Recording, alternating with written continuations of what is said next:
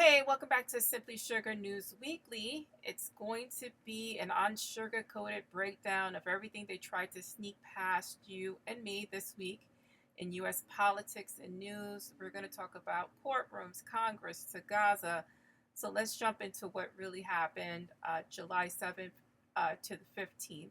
And I'm actually recording this the evening of July 15th, if you're interested in that information. So let's just get started. So today, the House Republicans blocked a measure to release sealed Jeffrey Epstein documents, voting 211 to 210. So every Republican voted against this measure. All the Democrats, 210 of them, voted for this measure, which is interesting because right after this vote, Speaker Mike Johnson said that he supports a release and even called for Ghislaine Maxwell and Pam Bondi to testify at Congress. Sir, you just said with your vote, we don't want this information. Then you get on the news and give an interview saying that you want this information. The gaslighting of the American people is at an all-time high. It's very confusing, and I think that's what they want. They want you in a state of shock and awe and confusion so that you don't speak with your vote. You don't speak with your voice. You just get beaten down and accept whatever they're feeding us. Meanwhile, Trump claimed the entire file, the non-existent file, was fabricated by Biden, Obama, and James Comey, calling it fake news. So we're back to the fake news part of he's no longer in a campaign. Apparently, he's never leaving office.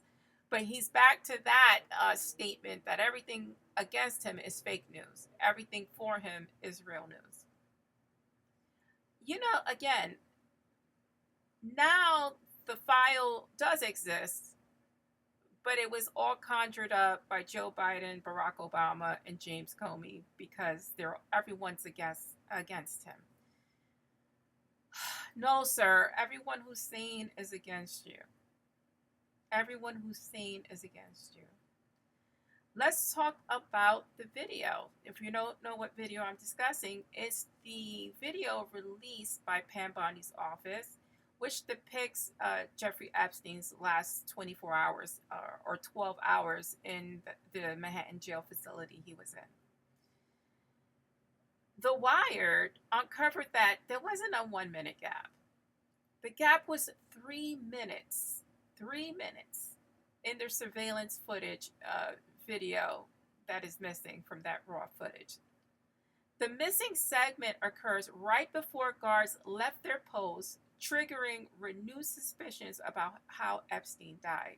How convenient that the 3 minutes missing is when the guards basically put a blindfold on by leaving their posts. Anyone could have came in, anyone could have came out. Now, Jeffrey Epstein's brother, paid for a private autopsy by some renowned, I was going to call him a mortician, but some renowned doctor that performs autopsies. I'm not sure of the terminology right now. It just it's left me. But anyway, coroner. He hired a coroner to, let me get serious because this is serious. He had a coroner look at his brother's body, which, I don't like Jeffrey Epstein. I don't like what he represented. I don't like the things he did. But his brother, who obviously cared for him, paid this private coroner to look at his brother's death. That coroner ruled it a homicide. Stated that there was some broken bone that only happens during an asphyxiation or when someone's basically choking you to death.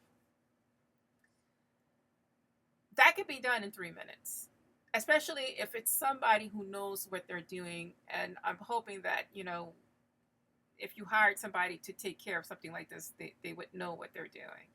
But 3 whole minutes, a lot of things can happen in 3 minutes. Try to hold your breath for 3 minutes. Try to hold your breath for 60 seconds to try to get a sense of how long 3 minutes it really is.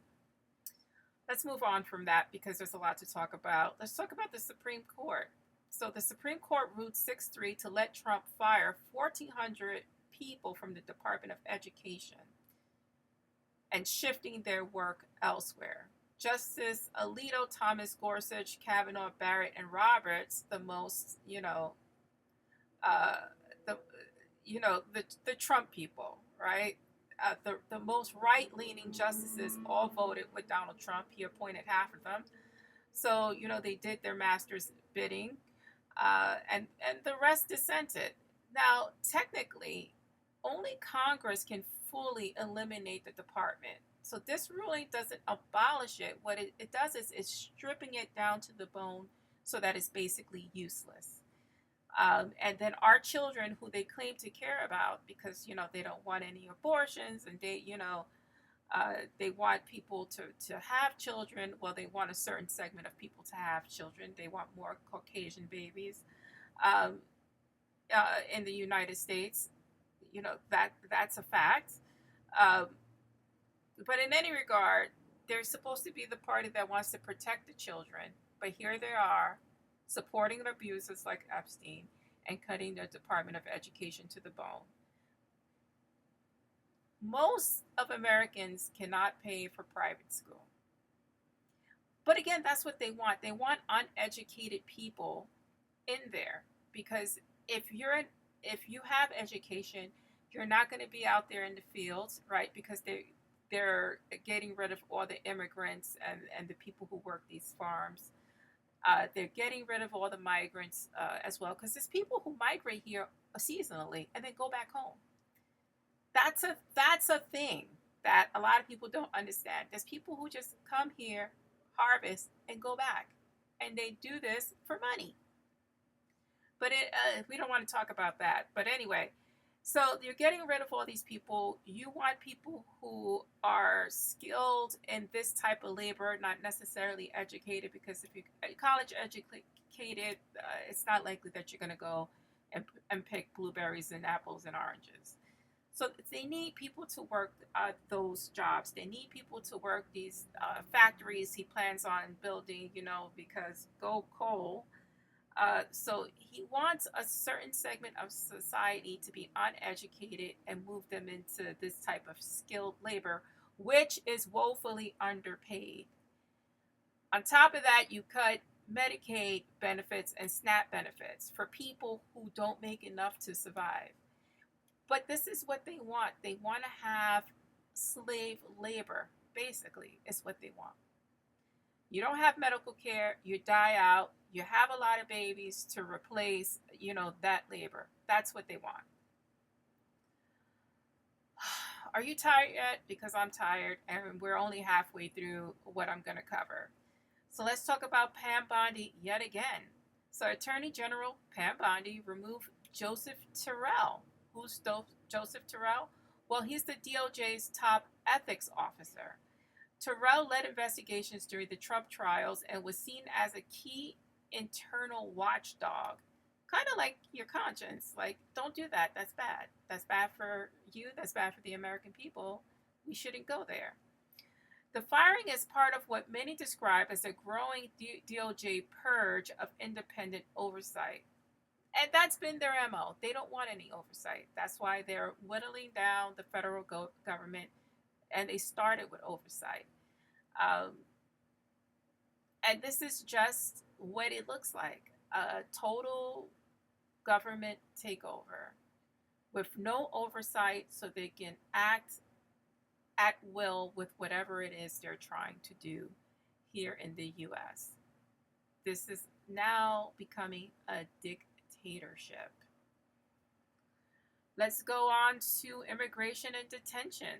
So ICE issued a new policy stripping undocumented immigrants of the right to bond hearings, meaning that they could be kept for however long it takes to process them. It can take 3 months, it could take 3 years to be held in captivity. And let me remind you, to anyone who's listening, crossing the border is not a criminal act. It is a civil act of disobedience. It's not to be met with prison, but not only prison, It's not meant for you to get sent to a concentration camp to be treated inhumanely for years or even for life. Because let's not forget about those who are at SCOTUS in El Salvador. They will never get out. They will never see the light of day again.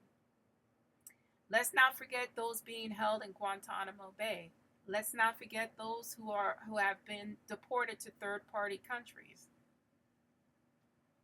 Now, and this extends to even those without criminal records. People without criminal records must remain in custody as well, without due process, which is part of our Constitution. But again, this government, this regime we have, does not follow the law and does not have respect to the Constitution, in which they took oath to.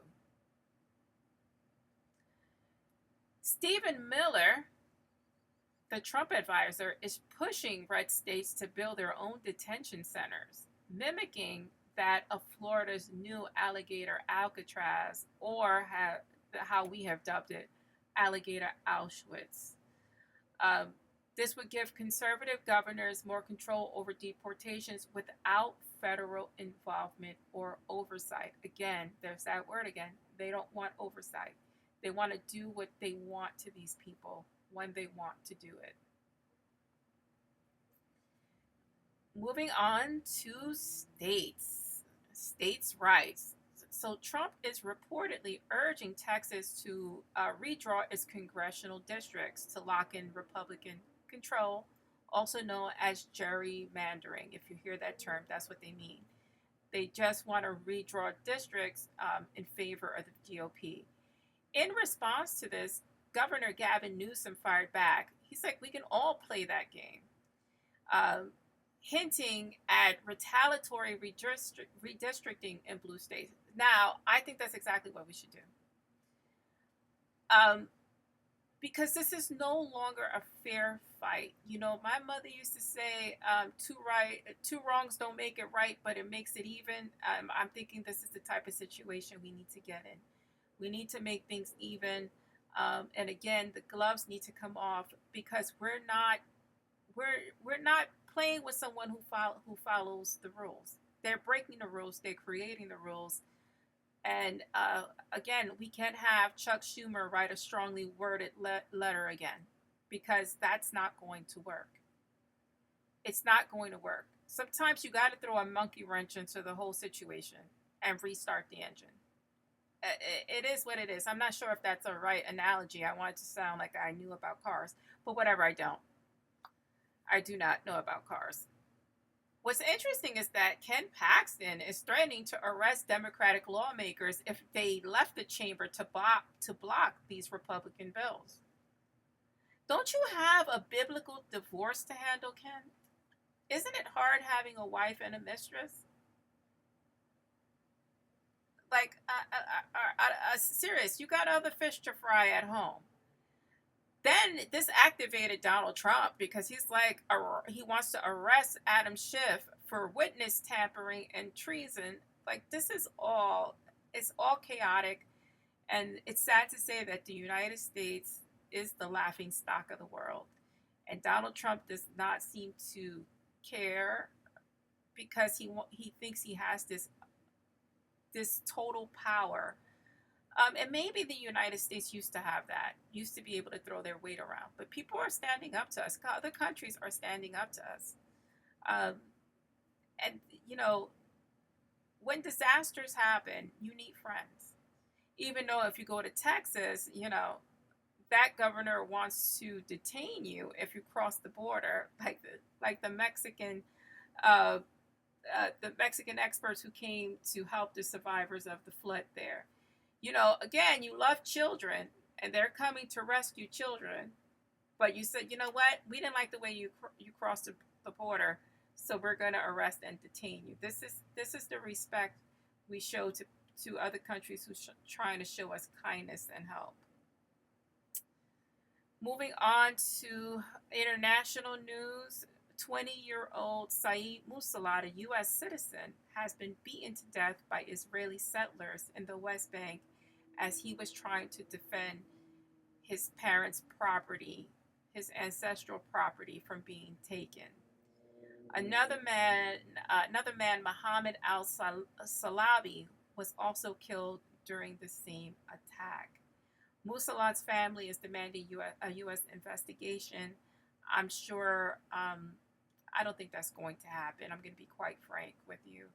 I don't think this government is interested um, in investigating this situation, as this government has shown that they do not care for any persons of color.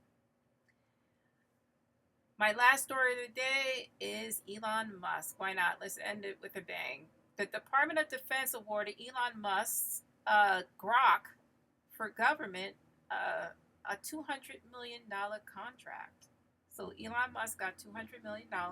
It's not a bribe, people, even though he says the president, Donald Trump, and the likes of Steve Bannon were all on the Jeffrey Epstein's client list. They're all on the list. They were all on the plane. This doesn't sound like a bribe at all. So Grok will help with battlefield logistics, surveillance, and cyber ops across military and intelligence agencies. Do you think Grok has the files? Does Grok have the Epstein files? I think so. I think so.